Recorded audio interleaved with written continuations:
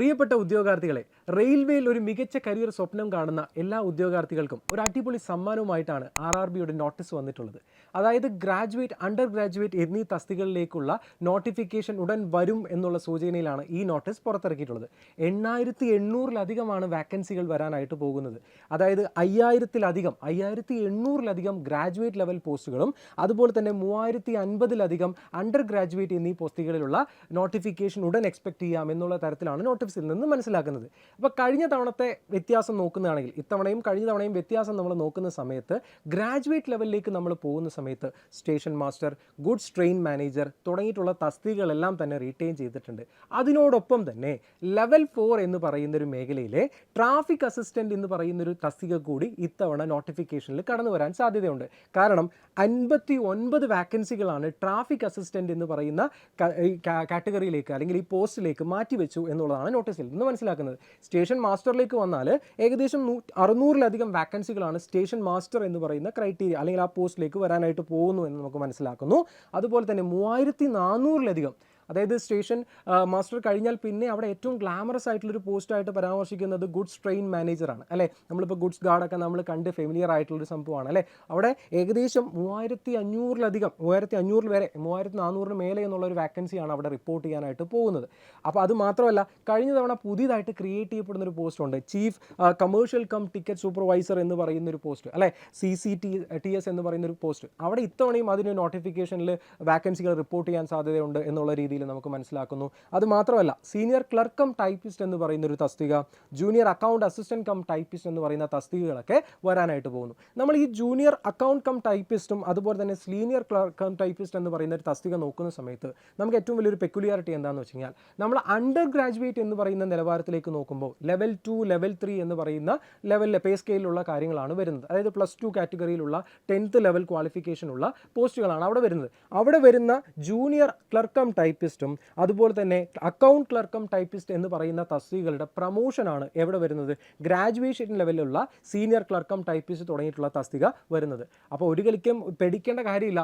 Graduation ഇല്ലാത്ത ആളുകളാണ് നിങ്ങളെങ്കിൽ തീർച്ചയായിട്ടും, ഇപ്പോൾ ഫൈനൽ ഇയർ സ്റ്റുഡൻസോ ഡിഗ്രീസ് ഓൺഗോയിങ് സ്റ്റുഡൻസ് ഒക്കെയാണ് നിങ്ങളെങ്കിൽ തീർച്ചയായിട്ടും നിങ്ങൾക്ക് അണ്ടർ ഗ്രാജുവേറ്റ് എന്ന് പറയുന്ന തസ്തികയിലേക്ക് നിങ്ങൾക്ക് അപ്ലൈ ചെയ്യാനായിട്ട് പറ്റും. തീർച്ചയായിട്ടും നിങ്ങളുടെ ഡിഗ്രി യോഗ്യത കൈവരിക്കുന്നതിന് മുമ്പ് തന്നെ നിങ്ങൾക്ക് എന്ത് ചെയ്യാം, പ്രൊമോഷനൊക്കെ ലഭിച്ച് ആ പേ ലെവൽ 6-ലേക്കും 4-ലേക്കും 5-ലേക്കും ഒക്കെ എന്ത് ചെയ്യാം, പ്രൊമോട്ട് ചെയ്യപ്പെടാനും സാധ്യതയുണ്ട്. അപ്പോൾ കഴിഞ്ഞ തവണത്തെ സാഹചര്യം വെച്ച് നോക്കുന്ന സമയത്ത് അണ്ടർ ഗ്രാജുവേറ്റ് ലെവലിൽ പേ 2, ലെവൽ 3, അതുപോലെ തന്നെ ലെവൽ 2, ലെവൽ 3 എന്നീ പറയുന്ന കാറ്റഗറികളിലാണ് കൂടുതലായിട്ടും വാക്കൻസികൾ ഇത്തവണയും റിപ്പോർട്ട് ചെയ്യാനായിട്ട് സാധ്യത കാണുന്നത്. പക്ഷേ ലെവൽ 4 എന്ന് പറയുന്നത് നമ്മൾ ട്രാഫിക് അസിസ്റ്റൻ്റ് എന്ന് പറയുന്ന സംഭവമാണ് ഇത്തവണ പുതിയതായിട്ട് NTPCയുടെ സംഭവത്തിൽ വരാനായിട്ട് പോകുന്നത്. ഇനി NTPCയുടെ ജോലി സാധ്യതയെക്കുറിച്ച് പറയുന്ന സമയത്ത് ഏറ്റവും ഗ്ലാമറസ് ആയിട്ടുള്ള ജോലിയാണ് സ്റ്റേഷൻ മാസ്റ്റർ. സ്റ്റേഷൻ മാസ്റ്റർക്ക് ആപ്റ്റിറ്റ്യൂഡ് ടെസ്റ്റ് ഉണ്ട്, അതായത് CBAT എന്ന് പറയുന്ന സൈക്കോമെട്രി ടെസ്റ്റ് കൂടെ വരുന്നുണ്ട്. അതുകൊണ്ട് ഒരു ഗ്ലാമറസ് ആയിട്ട് മാറുകയാണ് ചെയ്യുന്നത്. ഇനി ഇതിൻ്റെ ഒരു ജോലിയെക്കുറിച്ച് പറയുന്ന സമയത്ത് വളരെ വൈറ്റ് ആൻഡ് വൈറ്റ് ഒക്കെ ഇട്ട് വളരെ പ്യുവർ ആയിട്ട് നിൽക്കുന്ന ഒരു ജോലിയാണ് സ്റ്റേഷൻ മാസ്റ്റർ. നമ്മൾ ഇതിൻ്റെ സാലറി നോക്കുന്ന സമയത്ത് 35,400 ആണ് ഇനീഷ്യൽ പേ ആയിട്ട് തന്നെ വരുന്നത്. ഇനി റെയിൽവേ ജോലി ലെവൽ 2 ആയിക്കോട്ടെ, ലെവൽ 3 ആയിക്കോട്ടെ, 4, 5, 6 ഏതും ആയിക്കോട്ടെ, സാലറിയേക്കാൾ ഉപരി ഇവിടെ അലവൻസസും ബെനിഫിറ്റ്സുമാണ് ഏറ്റവും കൂടുതൽ ഗ്ലാമറസ് ആയിട്ട് റെയിൽവേ ജോബ്സിനെ അട്രാക്ട് ചെയ്യുന്നത്. കാരണം മെഡിക്കൽ ബെനിഫിറ്റ്സ് ആയിക്കോട്ടെ, ഇൻഷുറൻസ് ബെനിഫിറ്റുകളായിക്കോട്ടെ, മറ്റ് ആനുകൂല്യങ്ങളായിക്കോട്ടെ, ട്രാവൽ അലവൻസ് ആയിക്കോട്ടെ, ഇതെല്ലാം റെയിൽവേയുടെ ഏറ്റവും വലിയൊരു പ്രത്യേകതയാണ്. ഇനി കഴിഞ്ഞ തവണത്തെ പോലെ ഏകദേശം 18 to 33 തന്നെ ആയിരിക്കും ഇത്തവണയും നമ്മുടെ ഏജ് ബ്രാക്കറ്റ് എന്ന് വിചാരിക്കുന്നത്. റിലാക്സേഷൻസ് ഉണ്ടാവും എന്ന് വിശ്വസിക്കാം. നോട്ടിഫിക്കേഷൻ വന്നു കഴിഞ്ഞാൽ അതിനെക്കുറിച്ച് കൂടുതൽ അപ്ഡേറ്റ്സ് നമുക്കറിയാം. പുറകെ തന്നെ നമുക്ക് എന്ത് ചെയ്യാം, വീഡിയോസുമായിട്ട് നമുക്ക് വരാം. ഇനി നമുക്ക് ഇതിൻ്റെ കൂടുതൽ കാര്യങ്ങൾ നമുക്ക് പറയാനുള്ളത് എന്താണെന്ന് വെച്ച് കഴിഞ്ഞാൽ, ഇതിൻ്റെ പ്രിപ്പറേഷൻ സ്ട്രാറ്റജി എങ്ങനെയാണ്, ഇനി അതുപോലെ തന്നെ ഇതിൻ്റെ ബാക്കി കാര്യങ്ങൾ എന്താണെന്ന് നമുക്കുള്ളതാണ് ഡിസ്കസ് ചെയ്യാനുള്ളത്. നമുക്ക് ക്വാണ്ടിറ്റേറ്റീവ് ആപ്റ്റിറ്റ്യൂഡും റീസണിങ്ങും അതുപോലെ തന്നെ ജനറൽ അവയർനെസ് എന്ന് പറയുന്നൊരു 3 മേഖലയാണ് എക്സാംസിനായിട്ട് വരാനായിട്ട് പോകുന്നത്. ക്വാണ്ടിറ്റേറ്റീവ് ആപ്റ്റിറ്റ്യൂഡും റീസണിങ്ങും നല്ല രീതിക്ക് പ്രാക്ടീസ് ചെയ്യുന്ന ഒരാൾക്ക് തീർച്ചയായിട്ടും നല്ലൊരു ഓപ്പർച്യൂണിറ്റി ആയിരിക്കും റെയിൽവേ എക്സാംസ്.